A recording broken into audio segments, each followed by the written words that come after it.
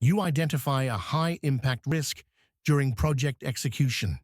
What is your next step? Is it A. Add it to the watch list, B. Immediately escalate to sponsor, C. Implement a risk response plan, or D. Update the risk register?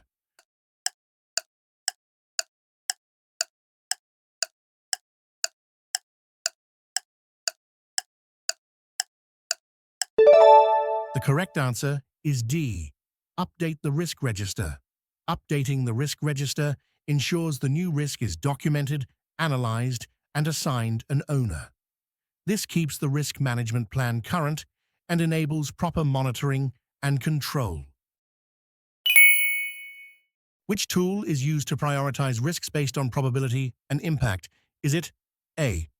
Monte Carlo simulation, B. Probability and impact matrix, C. SWOT analysis, or D. Ishikawa diagram?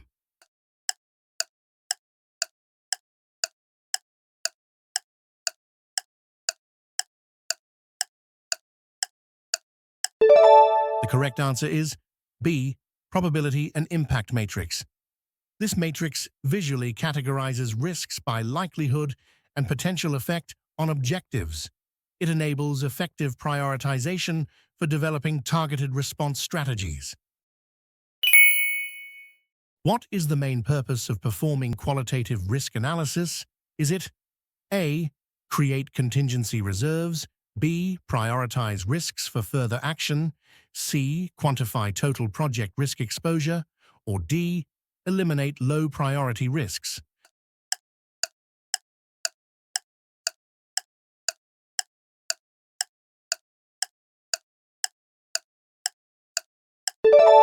The correct answer is B.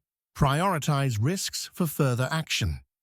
Qualitative analysis ranks risks based on impact and probability, guiding which risks need deeper quantitative analysis or immediate attention in response planning. During risk planning, you identify a positive risk. What should you do? Is it A. Ignore it, B. Exploit it, C. Avoid it, or D. Transfer it?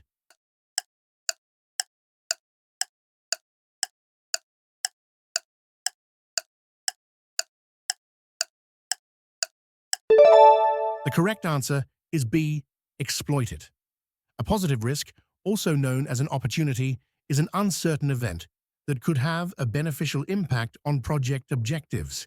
Exploiting means taking deliberate action to ensure the opportunity occurs and fully realizing its benefits.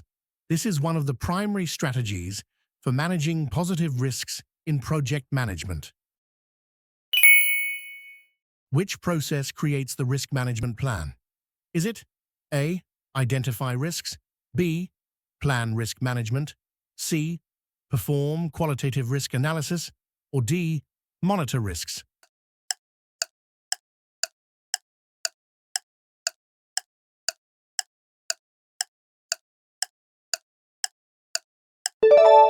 The correct answer is B.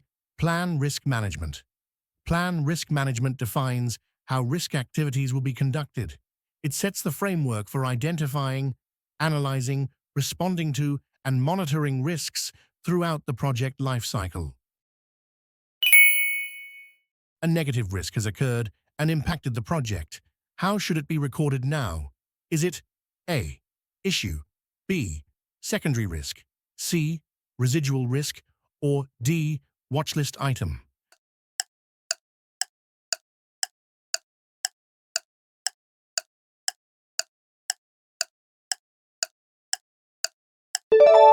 The correct answer is A. Issue. Once a threat materializes, it becomes an issue and is documented in the issue log. From there, it is managed using the project's issue management process to resolve or minimize its impact. You have developed a contingency plan for a high-priority risk. What should you do next? Is it A. Remove the risk from the register, B. Identify triggers for plan activation, C. Wait until risk materializes, or D. Inform stakeholders only if it happens?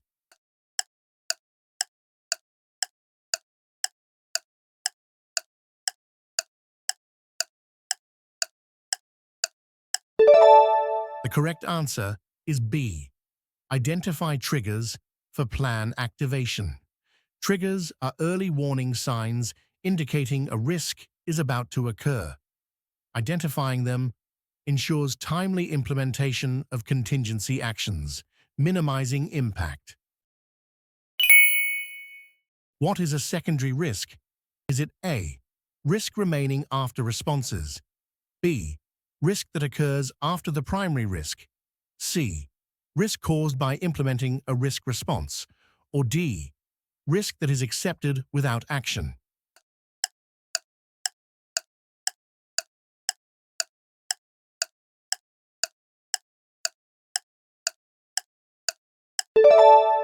The correct answer is C, risk caused by implementing a risk response. Secondary risks arise as a direct result of executing a risk response plan. They must be identified and managed to prevent new problems from replacing old ones. Why should you maintain a risk register throughout the project? Is it A, to track only threats, B, to ensure all risks and responses are documented and monitored, C, to record only closed risks, or D, to comply with audits only?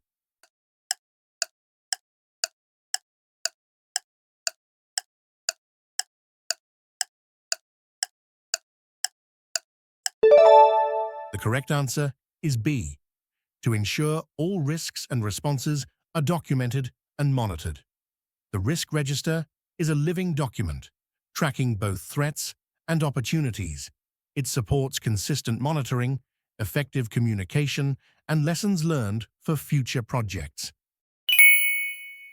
A risk response that involves sharing the risk with a third party is called what? Is it A, avoidance, B, mitigation, C, transfer, or D, acceptance?